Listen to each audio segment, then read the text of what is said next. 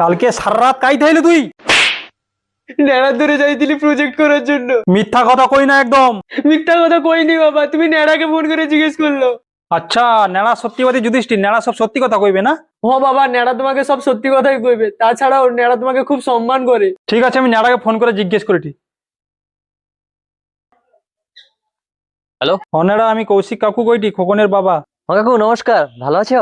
হ্যাঁ ভালো আছি। আরে ও খোকন আমার ফোন ধরেনি, তুই কি জানু ও কাই আছে? কাকু, কখন তো আমার ধরে পড়াশোনা করে একসাথে পড়তিলি আমার দুজন। আচ্ছা আচ্ছা ঠিক আছে। বাবা, নেড়া খুব সত্যি কথা কয়। কিন্তু বাবা তোমাকে খুব সম্মান তো করলো না। কার ফোন আসছে? ন্যাড়া ফোন করছে। স্পিকারে দে, কি কটে শুনবো আমি। কখন আজকে তো ঢ্যামনা বাপকে আস্ত বোকাচোদা বানাইছি আমি।